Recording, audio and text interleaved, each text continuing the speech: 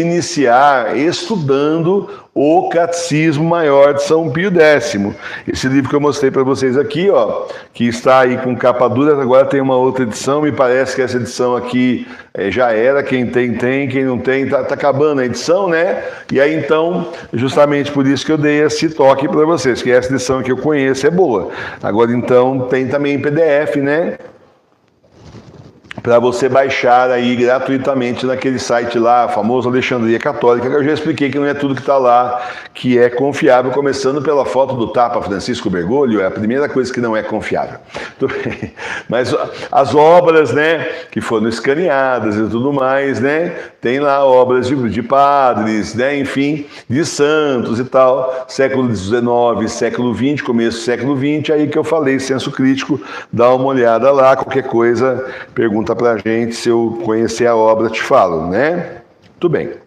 Então, meus irmãos, nós vamos falar hoje com vocês, se você tiver esse livro aqui, nós estamos na página 30, agora é página 30, nós estamos aqui no capítulo 2, e nós vamos assim, pedaço por pedaço, não adianta querer ler isso daqui de uma vez, tá? Então, página 30, comecei no capítulo 2 agora.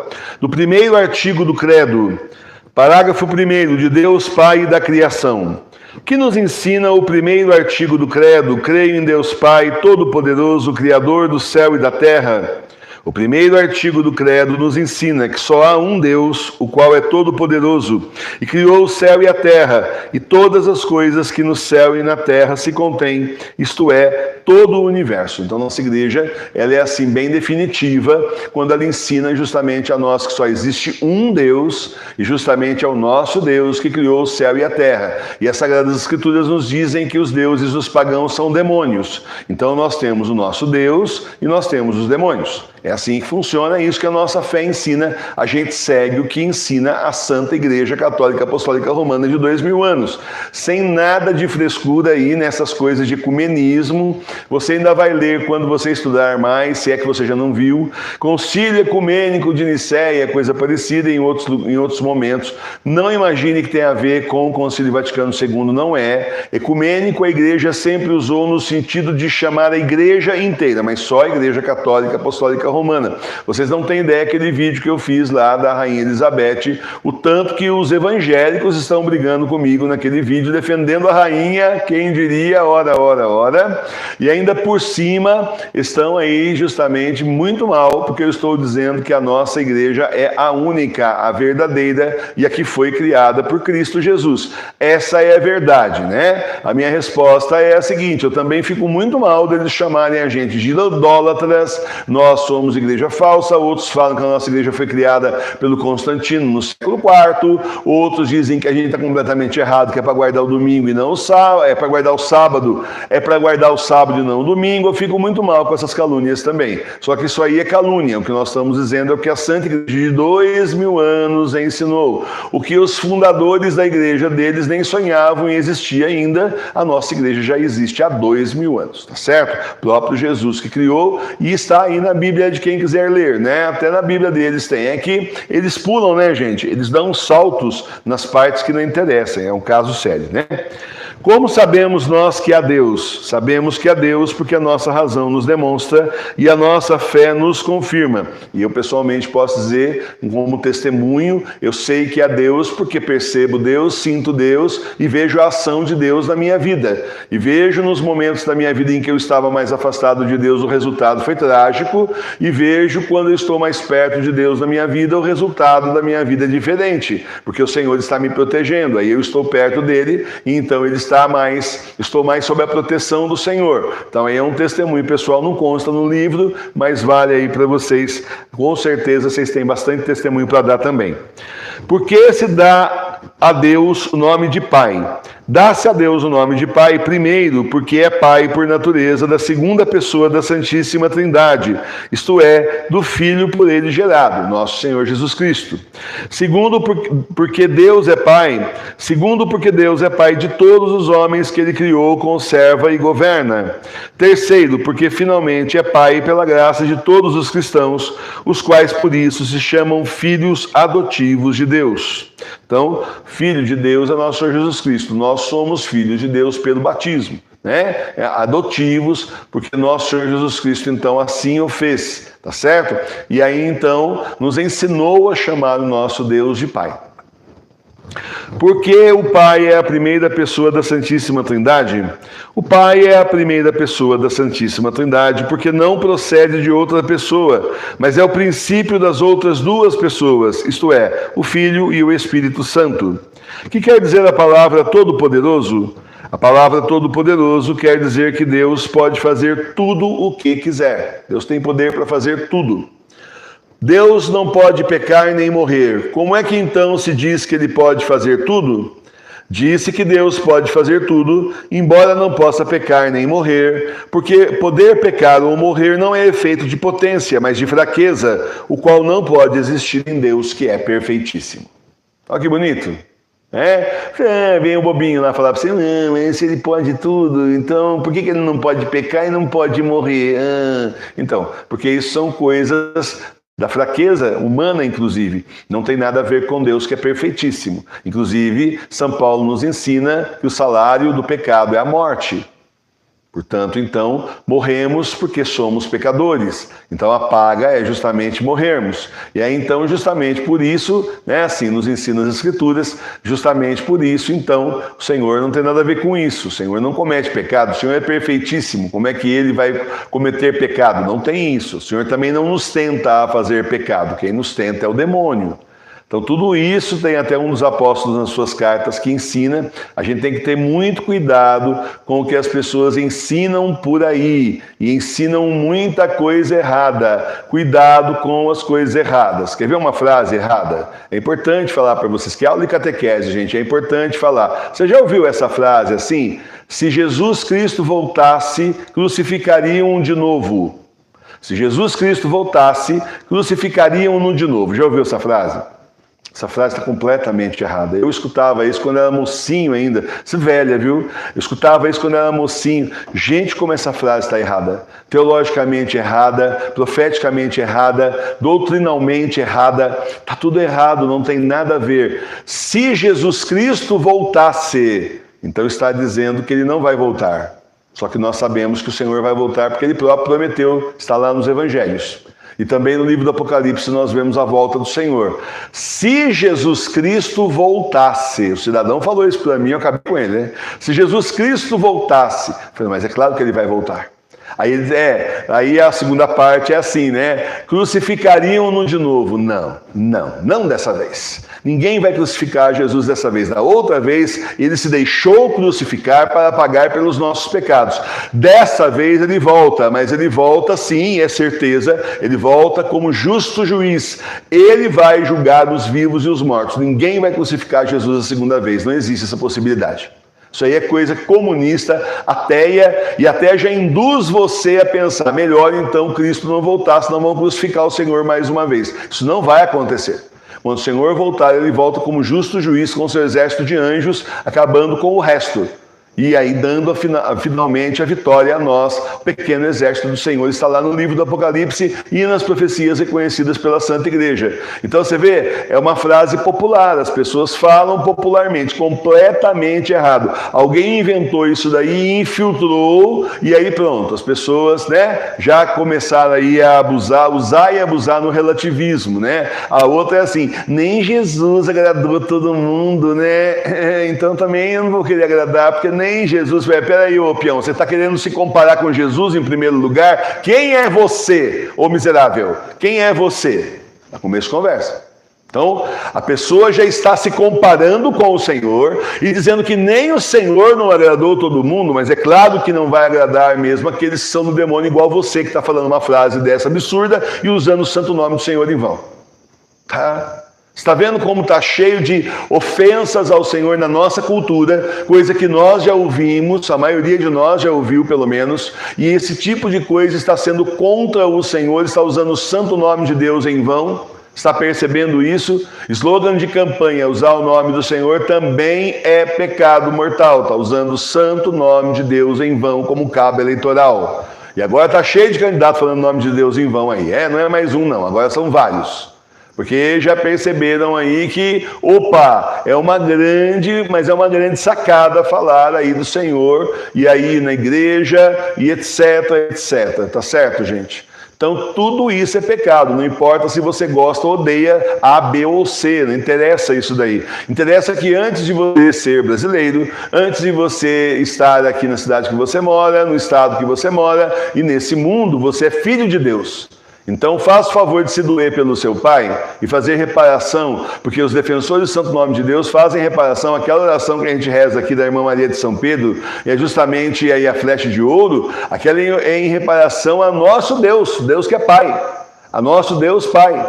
A Sagrada Face, nós temos reparação à Sagrada Face, mas essa é justamente pedida por Jesus em reparação a Deus Pai, justamente por usarem o nome do Santo, o Santo Nome de Deus em vão. Então, tem que ter muito cuidado com isso. Vamos voltar aqui para a gente terminar essa primeira parte de hoje. O que quer dizer Criador do céu e da terra? Criar quer dizer fazer do nada. Portanto, Deus disse Criador do céu e da terra, porque fez do nada o céu e a terra, e todas as coisas que no céu e na terra se contêm, isto é, todo o universo. Não tinha nada, e do nada o Senhor fez o céu e a terra, criou o universo, criou inclusive a gente, quando não existia absolutamente nada. Tá certo? Então entenda isso, não tinha nada para transformar, para adaptar, para mudar geneticamente, não tinha nada. Então, como não tinha nada com coisa nenhuma, o Senhor criou tudo. Por isso, ele é o Criador do universo, do céu e da terra. O mundo foi criado somente pelo Pai? Olha só que interessante essa pergunta, né? O mundo foi criado igualmente por todas as três pessoas divinas, porque aquilo que uma pessoa faz relativamente às criaturas, fazem-no com um só e o mesmo ato também as outras. Então, você entenda o seguinte, Deus... Você sabe lá a nossa Santíssima Trindade, né? O que ensina a igreja sobre a Santíssima Trindade. Deus Pai, Deus Filho, Deus Espírito Santo. Três pessoas. São três deuses? Não, um Deus só. Um Deus e três pessoas. Como é que dá para entender isso? Então, gente, tem que entender o seguinte. O que você precisa mais entender é que quando a igreja chega e põe um dogma, depois eles discutirem aos montes, e aí colocam um dogma de fé, o dogma é para ser aceito, é para a gente acreditar, mesmo que a gente não entenda, porque a igreja está ensinando um dogma de fé. Fim de papo. Certo? Não é para ficar discutindo mais. A partir da hora que a igreja colocou um dogma de fé, não volta atrás mais. Não adianta o Chapa Francisco aí resolver mudar, porque não vai mudar. Simplesmente não adianta querer mudar nada do que já foi ensinado pela igreja e determinado, inclusive, pelos próprios dogmas. Então é assim, a igreja ensina que é um Deus e três pessoas e um Deus. Dá para entender? Não. Quem sabe quando a gente estiver perto do Senhor, a gente consegue entender. Se é que a gente vai ter tanta curiosidade assim, porque depois de estar perto de Deus, tem que ter cuidado com a curiosidade. O demônio trabalha muito com a curiosidade da gente. Você vê, tem umas perguntas aqui que já estão respondendo essa curiosidade. Às vezes você nem pensou nisso, mas o catecismo já está tirando a dúvida antes que apareça. Ou se alguém perguntar para você, você tem a resposta na ponta da língua. O mundo já foi. Por que então a criação se atribui particularmente ao Pai? Atribui-se a criação particularmente ao Pai, porque a criação é efeito da onipotência divina, a qual se atribui particularmente ao Pai, como se atribui a sabedoria ao Filho e a bondade ao Espírito Santo. Embora todas essas três pessoas tenham a mesma onipotência, sabedoria e bondade. Deus cuida do mundo e de todas as coisas que criou? Sim, Deus cuida do mundo e de todas as coisas que criou, conserva-as e governa-as com sua infinita bondade e sabedoria, e nada sucede no mundo sem que Deus o queira ou o permita. Nada acontece no mundo sem que Deus queira ou Ele permita. Professor, o senhor está falando então que o demônio tomou o mundo aí e o Senhor permitiu? É exatamente isso que o catecismo está ensinando para nós. Mas como assim? Não pergunte como assim, não pergunte por que Deus permitiu isso, pergunte por que as pessoas permitiram o demônio nas suas vidas, nas suas casas, porque os demônios estão aí chamados pelas pessoas que ligaram a sua bela televisão na sua sala de estar, um lugar importante onde se recebe visitas, e resolveram receber visitas de pessoas satânicas demoníacas, muito embora não percebessem isso logo de cara, mas com o tempo a gente foi vendo exatamente quem é quem e muita gente foi desligando a televisão. Então não pergunte isso, pergunte por que o mundo abriu as portas para o demônio e colocou Deus do lado de fora. É o que está acontecendo. O professor Milen até estava comentando esses dias, né? Aqui na cidade ao lado você entra no hospital, cadê cruz? A gente não viu. Então é isso. Tudo bem, não tem a Pachamama, mas também não tem cruz. E não era justamente a cruz do Senhor um socorro para aqueles que estão sofrendo, um alento para as dores das pessoas que estão ali, e mais os parentes que também estão sofrendo, porque tem um dos parentes doentes, e você olha para a cruz e reza e pede socorro. E quantas curas já não aconteceram pela fé em nosso Senhor Jesus Cristo? Tiraram. Opa, está incomodando quem não é católico, vão para a lua. Porque é assim, tipo assim, o Brasil, a maioria sempre foi cristã, foi católica. Sempre foi católica, depois virou cristã, porque tem o pessoal aí de outras denominações que se dizem evangélicos, então tá, e se incomodam com a cruz, por quê? Não querem a cruz, eles querem Jesus ressuscitado, como tantos padres, entre aspas, fazem aí hoje. Coloca só aquele Jesus ascendendo ao céu. Falei, peraí, é a cruz que tinha que estar lá, a ressurreição é depois da cruz. Vocês estão prometendo já ilusão para as pessoas, não tem ressurreição sem cruz, sem sofrimento, não se chega à ressurreição. Tá? Então é isso. Aí a gente tem que perguntar então, por que é que o ser humano voltou as costas para Deus, se virou contra Deus em muitos casos e abraçou o demônio? Por quê? Desobedecendo a Deus, depois quer reclamar? Essa é a questão. Aí o Senhor permite, porque já que é assim, até para correção, e até eu digo para vocês, gente, a grande tribulação é a última chance de conversão de muita gente. Porque enquanto tiver tudo legal, tiver tudo bem, tiver na falsa paz, qual é o problema? Por que eu vou procurar outra coisa? Tá bom aqui? Tá legal. Né? Por que eu vou procurar o Senhor? Tá tudo certo. Então, muita gente, claro, muita gente procura, sente chamado do Senhor, diz sim, mas outros tantos dizem sim ao mundo, ao demônio, e vão aí, mundo afora. Então é uma chance a mais de conversão para aqueles que estão perdidos no mundo, entenda isso. Tá bom? Vamos lá. Por que dizeis que nada sucede sem que Deus o queira ou o permita? Disse que nada sucede no mundo sem que Deus queira ou permita, porque há coisas que Deus quer e manda, e outras que Ele não quer, mas não impede, como o pecado. O Senhor não quer o pecado, é claro que Ele não quer ninguém pecando, nenhum de seus filhos no pecado, mas Ele nos deu uma coisinha chamada livre-arbítrio. E o livre-arbítrio, meus irmãos e minhas irmãs, é poderoso. É uma poderosa regra do jogo. O Senhor respeita o livre-arbítrio. Você pode escolher virar as costas para Ele. Pronto, acabou. A pessoa pode escolher. Pronto. Ele respeita. Só que o demônio também tem que respeitar quando a gente resolve seguir o Senhor. Então, essa aí é uma regra do jogo, muito séria. E que o demônio, inclusive, é obrigado, forçado a aceitar. É por isso que é assim. Você nota que em nenhuma profecia está dizendo que vão te colocar a marca da besta a forçar. Não vai ter isso. Ninguém vai pegar o seu braço. Daqui! Tá! Não vai acontecer. Não vai acontecer. Tá na testa. Não vai acontecer. Porque você precisa querer. Você precisa querer. Você precisa consentir. Mesmo que seja por medo. Mesmo que seja por coação. Você precisa aceitar. Você precisa deixar. Se você não deixar para o demônio, não vale nada. Nada. A pré-marca da besta foi assim, né? Teve um prefeito lá nos Estados Unidos, louco da Silva, que disse que ia baixar a calça da pessoa no meio da praça pública e os policiais iam aplicar a injeção na pessoa, queira ou não queira. Não foi feito assim. Não foi feito assim, porque para isso você precisa consentir. Puxa, mas eu fui obrigado, eu estava passando fome, eu estava desesperado, meus filhos aqui numa situação aí, precisando de médico, não importa a coação que eles usem. Você consentiu, você não foi obrigado fisicamente, chegar lá, dá o bração aqui. Não foi assim. Não foi assim que aconteceu. Então entenda, para que você tenha a marca da besta, você precisa consentir, você tem que aceitar. Eles não vão fazer justamente aí a revelia, a força. É justamente por isso que ali no livro do Apocalipse diz que aqueles que não aceitarem não vão poder comprar nem vender, já é parte da pressão em cima das pessoas e que depois serão perseguidos. Então você vê, não está dizendo que queira ou não queira. Está dizendo que vai ter uma turma que vai ter a marca de Deus. Nós vamos receber a marca de Deus. E nós não rezamos aqui, Sagrada Face, selo divino, que o selo divino do Senhor seja impresso em nossas almas. Está vendo como as coisas vão fazendo sentido, vão se encaixando?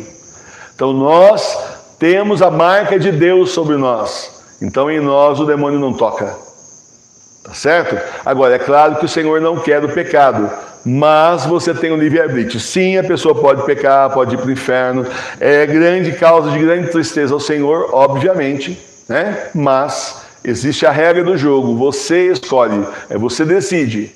Sabe? Adão e Eva, todo aquele monte de árvore lá no paraíso, pode comer de tudo, menos daquela que está no meio. Só aquela, uma só, o resto pode comer tudo. Quantas árvores tinha lá como fruto? Bom, um monte. Pode comer de tudo, menos aquela. Pronto, eles vão lá e comem justamente daquela. E aí perdem o paraíso. Aí fala assim, mas eles não morreram. Morreram, né? Para o paraíso eles morreram. Da vida que eles tinham com Deus, eles morreram. E foram ralar no mundo como nós estamos ralando até hoje, nossos primeiros pais. Tá certo? O livre-arbítrio. Você tem livre poder de escolha. Você escolhe o que você quer. Você escolhe a Deus ou você escolhe o demônio? Você escolhe. E não tem terceiro caminho. Não tem terceira via aqui não, tá certo? Terminando então. Porque Deus não impede o pecado?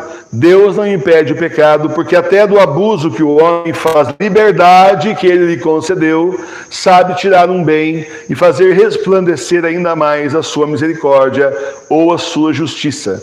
Então, quando o homem peca, ele está abusando da liberdade, que é o livre-arbítrio. É isso aí que está acontecendo agora. O Senhor permite, porque muitas vezes, inclusive daí, primeiro que a pessoa tem um livre-arbítrio, ninguém é obrigado a amar a Deus. Não existe isso, já viu? Me ama que você está sendo obrigado a me amar. Não tem isso. O Senhor tem uma coisa mais lógica que amar a Deus, não tem uma coisa mais lógica do que amar o Senhor. Afinal de contas, Ele é o Senhor do céu e da terra, aquele que nos criou, né? Nos adotou como filhos. Como é que a gente não vai amar um Deus assim? E que o seu Filho vem e morre na cruz pagando pelos nossos pecados e nos dando a salvação. Como não amar um Deus que nos ama tanto, o nosso Deus que nos ama desse jeito, ilimitadamente? Não tem como. Só que aí é o seguinte, a pessoa vai e peca, se afasta de Deus, se afasta das Escrituras, se afasta dos ensinamentos da Santa Escritura. Bom, pois, muito bem, o Senhor ainda vai tentar tirar alguma coisa de boa, de conversão dali, a pessoa vai pecar, vai se afastar, vai dar errado, vai acontecer um monte de coisa, e quem sabe nisso ainda o Senhor ainda consegue puxar a pessoa de volta para Ele. É assim que funciona. Tá certo? E adiantar, por exemplo, o pai do filho pródigo dizer para ele, meu filho, você vai gastar tudo, vai ficar pobre. Eu falaria, né? Você vai gastar tudo, vai ficar pobre. Ia falar na orelha pra caramba. Olha, não, tá, então tá, essa aqui é a sua parte, tô triste, mas tá aqui. Pode ir, sabendo que ele ia quebrar a cara e ia voltar. Sabia disso. Ele volta, aí já não tem mais a fortuna. É acolhido como filho, mas a parábola não diz que ele foi acolhido como herdeiro. Não houve herdeiro, foi acolhido como um filho que voltou. Tá certo? Que é muito mais importante do que ficar lá fora passando fome e longe do Pai. Então, meus irmãos e minhas irmãs, entenda o seguinte, quando você é herdeiro de alguma coisa, você não cuida, para terminar? Quando você é herdeiro de alguma coisa, a tendência sua é cuidar, não é mesmo? Nós somos herdeiros do reino de Deus. Como filhos de Deus que nós somos herdeiros. Isso nos ensina São Paulo em uma das suas cartas. Então eu pergunto para vocês, nós como filhos de Deus, herdeiros do reino de Deus, como é que nós podemos viver sem cuidar das coisas do nosso Pai, que está no céu? Como assim? Tem gente que vive aí a vida inteira aí, vai cuidando do pai, da mãe, dos velhinhos lá até o final da vida, também ajuda a administrar ali, às vezes tem uma casa de aluguel, tem um pontinho de comércio de aluguel, alguma coisa de propriedade que tem, ajuda os pais a cuidar e administrarem aquilo, depois então os pais morrem, fica para ele, de repente tem um irmão, uma irmã, vamos dividir, não sei das quantas, às vezes dá briga, mas está cuidando ali, não é isso? E como é que nós não vamos cuidar então das coisas do nosso Pai, do reino de Deus e também do nosso Pai com as nossas orações em reparação às ofensas que o Senhor sofre todos os dias? Como é que não? Pensa nisso, é que você se vê como cidadão da terra, mas nós somos cidadãos do céu. Louvado seja nosso Senhor Jesus Cristo. Para sempre seja louvado. Então, página 31, nós vamos continuar no segundo parágrafo, que está falando dos anjos, na página 31. Às vezes fica um pouquinho mais longo, mas é que vai explicando assim, é legal, né?